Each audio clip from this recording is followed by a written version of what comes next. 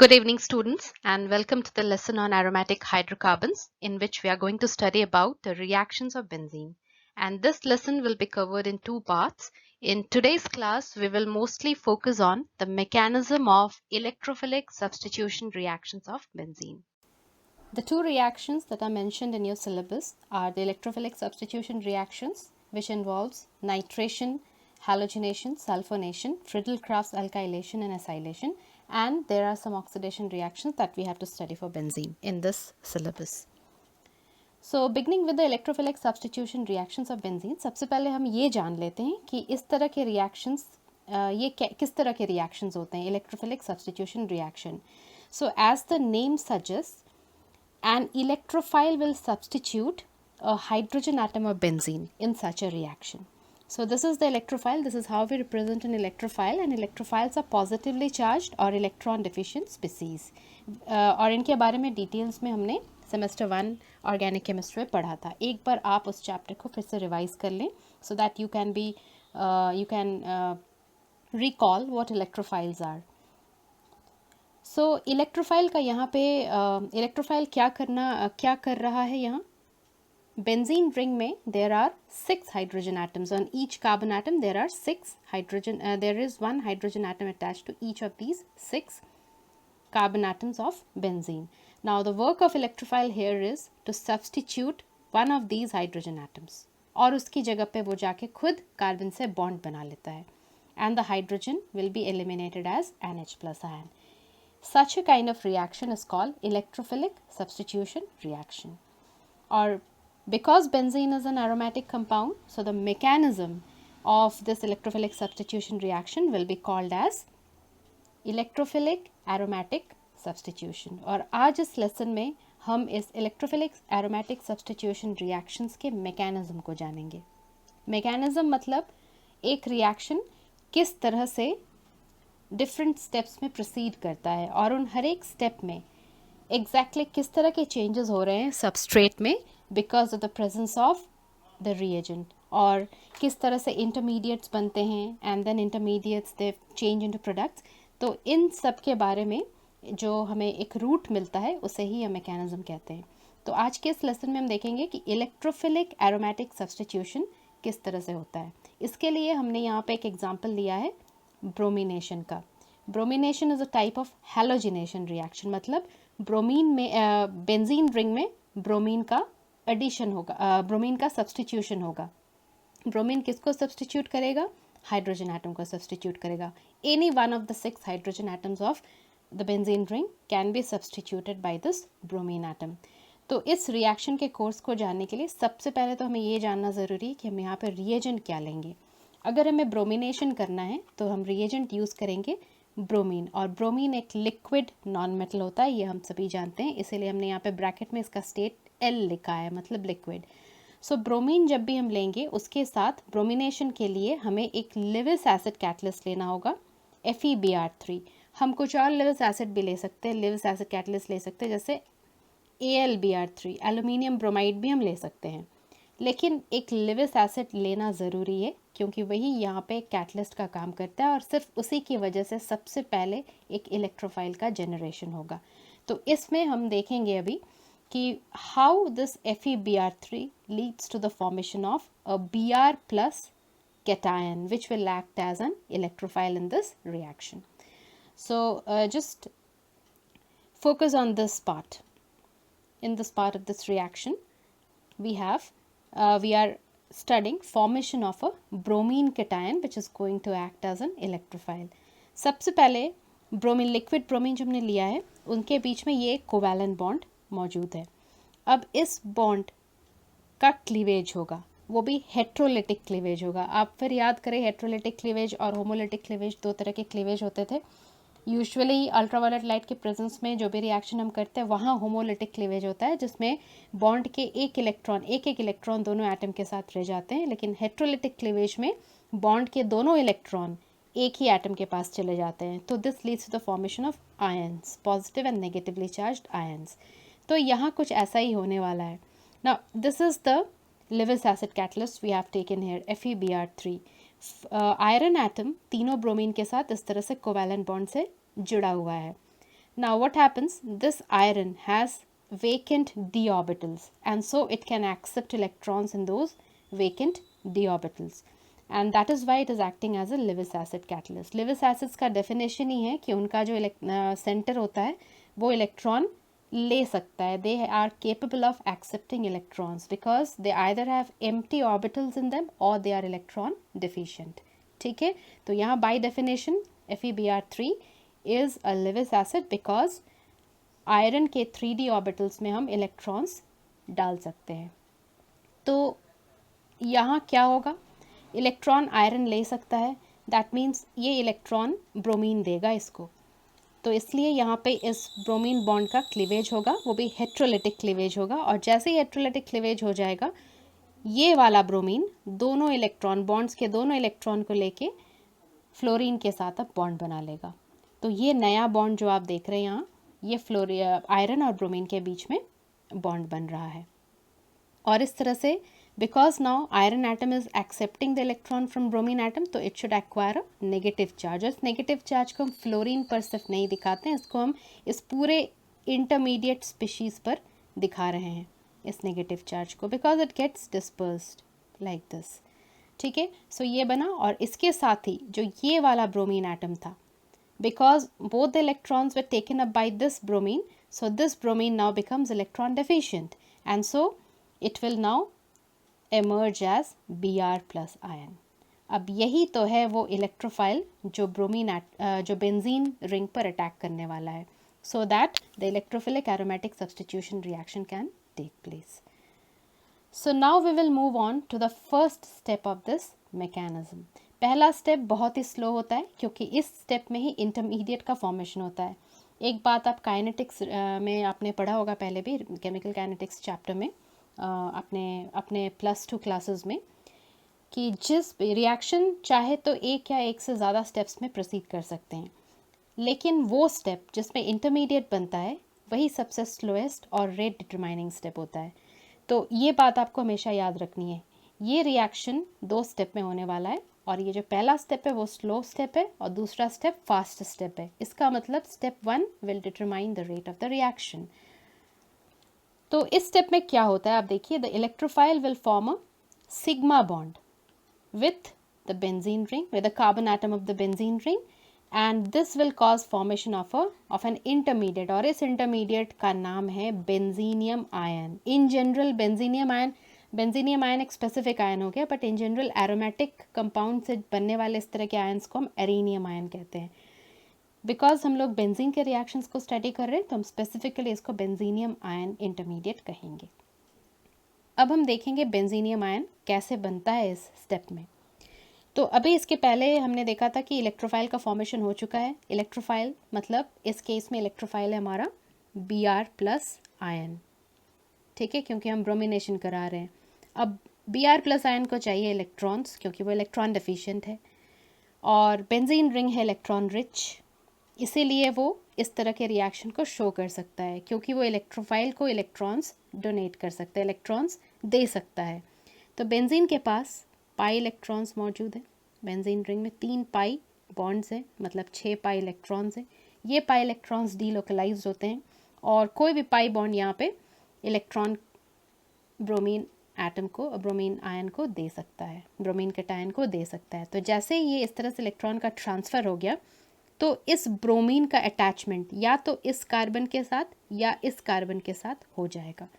अब किस पे होगा? जिस पे भी हो, लेकिन दूसरे वाले कार्बन पर जिस पे ब्रोमीन अटैच नहीं हो रहा है, उस दूसरे कार्बन पर एक पॉजिटिव चार्ज आ जाएगा, क्योंकि ये इलेक्ट्रॉन उस कार्बन से ब्रोमीन की तरफ शिफ्ट हो रहा है. तो मान लीजिए कि इस कार्बन से दोनों पाई इलेक्ट्रॉन शिफ्ट होके चले गए दूसरे कार्बन पर, मतलब इस कार्बन पर. तो Br प्लस आयन का अटैक इस पर ही हुआ. अब इसलिए यहाँ आप देख रहे हैं कि कार्बन, इस कार्बन और ब्रोमीन के बीच में यहाँ एक सिग्मा बॉन्ड बन चुका है. ये एक सिग्मा बॉन्ड यहाँ बन चुका है. और जो दूसरा कार्बन था जिसमें जिसके पास इलेक्ट्रॉन अब नहीं है, पाई इलेक्ट्रॉन्स नहीं है, वो अब इलेक्ट्रॉन डेफिशिएंट बन चुका है, उस पर हम देख रहे हैं कि एक पॉजिटिव चार्ज डेवलप हो चुका है. ठीक है, इसी आयन को हम कहते हैं बेंजीनियम आयन. इसी आयन को हम बेंजीनियम आयन कहेंगे, और यही वो मेन इंटरमीडिएट है जो इस रिएक्शन में फॉर्म होता है। अब बेंजीनियम आयन जो है वो रेजोनेंस शो करेगा, क्योंकि यहाँ जो हम इस पॉजिटिवली चार्ज्ड कार्बन एटम को देख रहे हैं, यहाँ एक एम्प्टी अनहाइब्रिडाइज्ड पी ऑर्बिटल है जो बाकी के पाई इलेक्ट्रॉन्स के साथ डीलोकलाइज्ड हो जाएगा, और जैसे ही डीलोकलाइजेशन होगा पूरा पाई इलेक्ट्रॉन जो बाकी के और जो 4 पाई इलेक्ट्रॉन्स है वो पूरे रिंग में स्प्रेड हो जाएंगे, and so we will get resonance. That means benzenium ion is resonance stabilised, और रेजोनेंस स्टेबलाइज्ड होने की वजह से ये रिएक्शन फेवरेबल होगा, क्योंकि बेंजीनियम आयन बनना चाहेगा because it is stable, and so जैसे ही बनेगा रिएक्शन आगे के डायरेक्शन में, फॉरवर्ड डायरेक्शन में प्रोसीड करता जाएगा। कैसे रेजोनेंस हो रहा है वही यहाँ पे दिखाया गया है। आप देख रहे हैं पॉजिटिव चार्ज पहले यहाँ था इस कार्बन में, now it is shifting to this carbon. Okay, so now in the second diagram you can see it has shifted to this carbon, and then बारी बारी से ये शिफ्टिंग होता रहेगा। और ये शिफ्टिंग किस तरह से हो रहा है, हम पाई बॉन्ड को यहाँ पे शिफ्ट करेंगे, ये पाई बॉन्ड इधर शिफ्ट होगा। जैसे ही पाई बॉन्ड उन दोनों कार्बन्स के बीच में शिफ्ट हो गया तो ऑब्वियसली इस कार्बन से शिफ्ट हो रहा है तो पॉजिटिव चार्ज अब यहीं आएगा, इसीलिए हमने यहाँ पे अब पॉजिटिव चार्ज दिखाया है। ठीक है, अब नेक्स्ट स्टेप में ये पाई बॉन्ड इधर शिफ्ट होगा तो इस कार्बन पर अब एक पॉजिटिव चार्ज डेवलप होगा, वही यहाँ दिखाया गया है। तो इस तरह से आप देख रहे हैं कि जो पॉजिटिव चार्ज है वो पूरे रिंग में डीलोकलाइज हो गया है, और इसी को हम रेजोनेंस कह रहे हैं। तो benzenium ion is resonance stabilised. Clear? So this was the first step, and this is a slow step because बहुत धीरे धीरे बनता है ये इंटरमीडिएट। इस तीनों रेजोनेटिंग स्ट्रक्चर्स, ये पहला रेजोनेटिंग स्ट्रक्चर हुआ, ये दूसरा हुआ और ये तीसरा हुआ, इन तीनों को अगर हम कंबाइन करें तो हमें रेजोनेंस हाइब्रिड मिलता है, रेजोनेंस हाइब्रिड, जिसे कि हम इस तरह से शो करते हैं। मतलब डीलोकलाइजेशन को बेसिकली यहाँ पे शो किया गया है इस तरह से, क्योंकि पूरा का पूरा positive charge in 5 carbon atoms के बीच में डिस्ट्रीब्यूटेड है। ये छठा कार्बन एटम ये sp3 हाइब्रिडाइज्ड है। ठीक है, क्योंकि इसके पास चारों बॉन्ड्स हैं, आप देख रहे हैं इट इज़ बॉन्डेड टू, एक इस साइड बॉन्डेड है, एक इस साइड बॉन्डेड है, एक इस साइड है, और एक इधर हाइड्रोजन एटम से बॉन्डेड है। तो केवल ये अकेला कार्बन ऐसा है जो कि यहाँ sp3 हाइब्रिडाइज्ड है, बाकी के 5 कार्बन sp2 हाइब्रिडाइज्ड है और बारी बारी से पॉजिटिव चार्ज को शेयर कर रहे हैं। तो रेजोनेंस में ये छठा कार्बन पार्टिसिपेट नहीं करता। इसका मतलब पहले बेंजीन बहुत ज़्यादा एरोमेटिक था, अभी उसका एरोमेटिक कैरेक्टर थोड़ा कम हो गया है। अगर ये छठा कार्बन भी रेजोनेंस में पार्टिसिपेट कर लिया होता तो हम कहते हैं कि एरोमेटिसिटी इंटैक्ट है, लेकिन एरोमेटिसिटी थोड़ा, एरोमेटिक कैरेक्टर इसका थोड़ा कम हो गया है because the 6th carbon atom is not participating in resonance, right. So ये हो गया बेंजीनियम आयन इंटरमीडिएट का formation from the first step. अब हम मूव करेंगे सेकेंड स्टेप में। सेकेंड स्टेप फास्ट स्टेप होता है। इसमें अब जो बेंजीनियम आयन हमें मिला था फर्स्ट स्टेप में, ये है वो बेंजीनियम आयन। अब इस बेंजीनियम आयन से एक प्रोटॉन का लॉस होगा। ये प्रोटॉन जो यहाँ पे एक हाइड्रोजन यहाँ पे जुड़ा हुआ था, ये अब यहाँ से हट जाएगा एज H+ आयन। जैसे ये हटेगा वापस बेंजीन का एरोमेटिसिटी इंटैक्ट हो जाएगा, क्योंकि इस कार्बन एटम और इस हाइड्रोजन एटम के बीच में जो ये सिग्मा बॉन्ड है, ये अब सिग्मा इलेक्ट्रॉन्स अब pi, this bond will get converted to a pi bond now. So how this will happen, इसके लिए आप याद करें सबसे शुरुआत में FeBr3 का रिएक्शन हुआ था ब्रोमीन के साथ। FeBr3 जब ब्रोमीन के साथ रिएक्शन शो कर रहा था Fe और इस तरह से, तो ये ब्रोमीन के बीच का जो कोवैलेंट बॉन्ड था वो टूट रहा था, and this was leading to the formation of Br+ and Br- ion, and the Br- ion was had formed a bond with iron, और हमें कुछ इस तरह का एक स्पीशीज़ मिला था FeBr4, अगर आपको याद होगा। So this is the species that we had got in the very first step, even before the first step of this mechanism. तो अब इस FeBr4 का Br4- का रोल फिर से आ गया है इस सेकेंड स्टेप में, because this FeBr minus, because it has got a negative charge on it, so it will behave as a base now. और बेस का काम क्या होता है? प्रोटॉन लेना, कहीं से भी उसे प्रोटॉन मिल जाए तो वो प्रोटॉन लेके निकल लेता है. तो यहाँ इस ये FeBr4 minus ion, this will act as a base, and the bromine atom of this base will now abstract this hydrogen atom as proton. ठीक है, तो इस हाइड्रोजन एटम को ये खींच के अपने साथ ले लेगा और इसी वजह से यहाँ HBr का फॉर्मेशन साइड प्रोडक्ट के फॉर्म में हो रहा है. और ये जो पाई बॉन्ड है, ये जो सिग्मा बॉन्ड है, ये यहाँ पे वापस बंद होके पाई इलेक्ट्रॉन में कन्वर्ट हो जाएगा. और जैसे ही ऐसा होगा, ये जो पॉजिटिव चार्ज यहाँ था, ये पॉजिटिव चार्ज हट जाएगा क्योंकि कार्बन अब इलेक्ट्रॉन डिफिशिएंट नहीं रहेगा. It will get back its pi electrons no. So regeneration of this pi bond will result only in this bond will stay. ये बॉन्ड नहीं टूटेगा. ब्रोमीन के साथ जो बॉन्ड पहले बना था वो एज इट इज़ रहेगा. इसी वजह से हमें क्या मिला? ब्रोमोबेंजीन एज अ प्रोडक्ट मिल गया. This is bromobenzene. तो यही बनना था ब्रोमिनेशन ऑफ बेंजीन से. ठीक है, और साइड प्रोडक्ट में अब हमें क्या वापस मिल जाएगा? FeBr3. आप देख रहे हैं FeBr3 वापस मिल गया. और इसका तो रोल ही यही था, इसे हमने एज अ कैटलिस्ट लिया ही था. और कैटलिस्ट का सबसे इम्पॉर्टेंट प्रॉपर्टी क्या होता है? उसे हम जितने अमाउंट में और जिस फॉर्म में शुरू में लेते हैं रिएक्शन को कैटलाइज करने के लिए, रिएक्शन के स्पीड को बढ़ाने के लिए, अंत में हमें उसी फॉर्म में और उतने ही अमाउंट में वो वापस मिल जाता है. Because this species do not participate in reaction.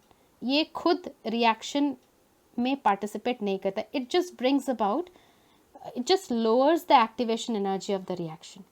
जो रिएक्शन पहले काफ़ी सारा एनर्जी लेके कंज्यूम करके प्रोडक्ट बना सकता था, उसे कैटलिस्ट के इस्तेमाल से हम बहुत ही आसानी से लो एनर्जी के कंजम्पशन से बना सकते हैं. Because catalyst lowers the activation energy of the reaction. ये सभी बातें आपने केमिकल काइनेटिक्स में पढ़ी हुई है, तो ये दोबारा से रिविजन ही है एक तरह से. सो ये था दूसरा स्टेप, और ये बहुत फास्ट होता है, बहुत जल्दी हो जाता है. बिकॉज प्रोडक्ट फॉर्मेशन फास्ट होता है, रिएक्शन इंटरमीडिएट जो है वो अनस्टेबल है और प्रोडक्ट ज़्यादा स्टेबल है, तो रिएक्शन स्टेबिलिटी की तरफ जल्दी भागता है. इसलिए ये रिएक्शन फास्ट है, ये स्टेप फास्ट है. Now this is the energy profile diagram of electrophilic substitution reaction of aromatic compounds like benzene. जैसा कि हम यहाँ देख रहे हैं, इस पार्ट में रिएक्टेंट को लिखा गया है.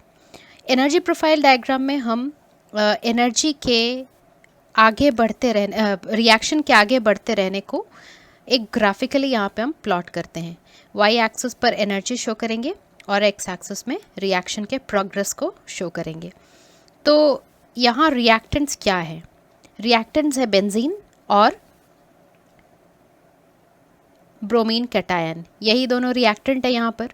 और जब हमने स्टेप 1 देखा था, जो स्लो स्टेप था, which was the rate determining step, उसमें ये दोनों ही इन्वॉल्व थे. इसलिए दोनों ही रिएक्टेंट है यहाँ पे और दोनों ही रिएक्शन के रेट को डिटरमाइन करने का काम कर रहे हैं.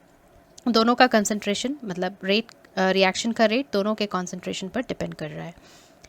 सो जैसे ही रिएक्शन आगे बढ़ता है, मतलब इन दोनों के बीच रिएक्शन शुरू होता है, तो रिएक्टेंट का एनर्जी धीरे धीरे बढ़ता है. और इसी को हम इस तरह से पोटेंशियल एनर्जी डायग्राम से ऐसे शो कर रहे हैं. Till it reaches this point when the energy of the substrate, that is the reactants, become highest. और ये है पहला ट्रांजिशन स्टेट. ट्रांजिशन स्टेट एक हाइपोथेटिकल स्टेट होता है, जो एक्चुअली उसका स्ट्रक्चर कुछ होता नहीं है, लेकिन वहाँ हम इंडिकेट करते हैं कि रिएक्टेंट्स जो हैं वो उस स्टेट में पहुँच चुके हैं और they have the highest energy in that state. और इस एनर्जी डिफरेंस को हम क्या कहते हैं? Activation energy.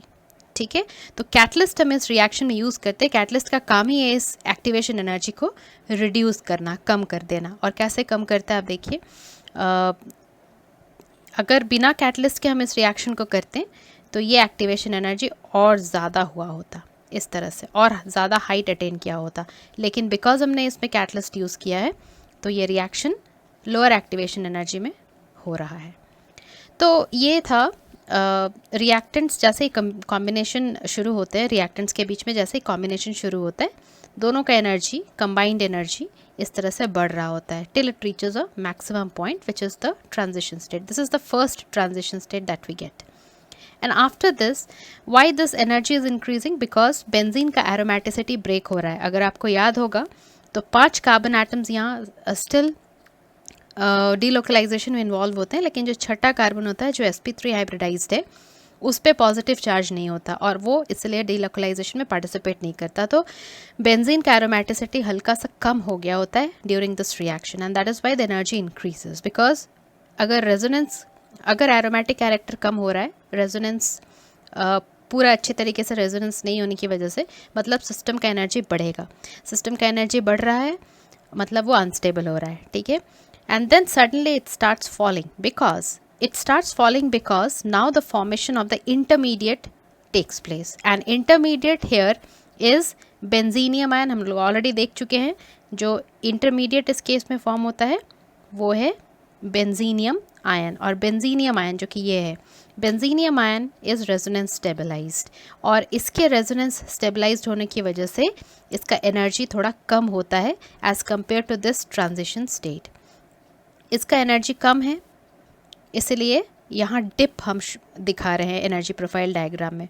फिर से एनर्जी धीरे धीरे हल्का सा बढ़ता है यहाँ ट्रांजिशन स्टेट में, बिकॉज अब बॉन्ड टूट रहा है. कौन सा बॉन्ड टूट रहा है? ये वाला बॉन्ड. जैसे ही सेकेंड स्टेप में बेस इस हाइड्रोजन एटम को एब्स्ट्रैक्ट करना शुरू करता है तो इस बेंजीनियम आयन का एनर्जी फिर से बढ़ने लगता है until it reaches this peak, and this is the transition state 2. And then finally, again as the product formation starts after the abstraction of H plus ion, then what happens? The energy of the system again lowers. and हम जानते हैं कि product का energy सबसे कम होता है, इसीलिए तो वो बनता है. प्रोडक्ट स्टेबल होते हैं इसलिए तो वो बनते हैं. तो स्टेबिलिटी का मतलब क्या होता है कि एनर्जी कम होगा. तो प्रोडक्ट्स का एनर्जी रिएक्टेंट की एनर्जी से भी कम होता है और वही हम यहाँ देख रहे हैं. प्रोडक्ट बना क्या? ब्रोमोबेंजीन, और साथ में बना साइड चेन में प्रोडक्ट में बना HBr और FeBr3 जो हमने कैटलिस्ट के फॉर्म में लिया था वो भी रीजनरेट हो जाता है. तो ये था पूरा energy profile diagram of how the reaction actually takes place and during this reaction how the energy is actually changing. इसी को हम जब दिखाते हैं तो उसे हम कहते हैं एनर्जी प्रोफाइल डायग्राम. तो इस एनर्जी प्रोफाइल डायग्राम से हमें पता चलेगा कि रिएक्टेंट का एनर्जी कितना होगा, प्रोडक्ट का एनर्जी कितना है, जो भी ट्रांजिशन स्टेट्स आते हैं बीच में उनके एनर्जीज कितने हाई जा रहे हैं और इंटरमीडिएट का एनर्जी कहाँ है. This is the typical energy profile diagram for an electrophilic aromatic substitution. आगे के क्लासेस में नेक्स्ट लेसन में हम और भी एग्जांपल्स देखेंगे इलेक्ट्रोफिलिक सब्स्टिट्यूशन रिएक्शन का. आज जो हमने मैकेनिज्म स्टडी किया वो ब्रोमिनेशन पर बेस्ड था. ठीक है. तो हमने एक तरह से ऑलरेडी हैलोजिनेशन कवर कर लिया है जिसमें ब्रोमिनेशन का हमने एग्जांपल लिया है, और क्लोरीनेशन आयोडीनेशन भी कुछ इस तरह से ही होगा. इन सारे रिएक्शंस में आप देखेंगे कि प्रोसेस सेम है, इसलिए मैं मैकेनिज्म सारे रिएक्शंस का डिस्कस नहीं करूंगी except for these two named reactions, Friedel-crafts acylation and Friedel-crafts alkylation. सभी में एक इलेक्ट्रोफाइल बनेगा और मैकेनिज्म बिल्कुल ब्रोमिनेशन के जैसा ही होगा जैसा अभी हमने आज के लेसन में देखा. केवल सब में क्या डिफरेंट होगा? इलेक्ट्रोफाइल जो जनरेट होता है, जैसे नाइट्रेशन में इलेक्ट्रोफाइल जनरेट होगा NO2+, सल्फोनेशन में जो इलेक्ट्रोफाइल होता है वो है सल्फर ट्राईऑक्साइड, क्लोरीनेशन में इलेक्ट्रोफाइल होगा Cl+ आयन, आयोडीनेशन में होगा I+ आयन, फ्रिडल-क्राफ्ट्स एल्काइलेशन में R+ ion is the electrophile, acylation में एसाइल आयन यानी कि CH3C डबल बॉन्ड O, ये आयन जो है ये इलेक्ट्रोफाइल का काम करेगा. तो डिफरेंट रिएक्शंस है लेकिन मैकेनिज्म सेम है क्योंकि सब में जो मेन रोल प्ले करेगा वो है इलेक्ट्रोफाइल. इलेक्ट्रोफाइल का ही अटैक बेंजीन रिंग पे होगा और फिर इलेक्ट्रोफाइल ही एक हाइड्रोजन एटम को सब्स्टिट्यूट करके अपने उस जगह को ले लेगा और बेंजीन रिंग के साथ बॉन्ड बना लेगा, बेंजीन रिंग के कार्बन एटम के साथ बॉन्ड बना लेगा और तब जाके प्रोडक्ट फॉर्म होगा. तो चाहे कोई भी इलेक्ट्रोफाइल हो मैकेनिज्म सेम होगा. इसलिए हम सारे रिएक्शंस का मैकेनिज्म सेपरेटली डिस्कस नहीं करेंगे, बस सब में हम एक general format will study. Thank you everybody.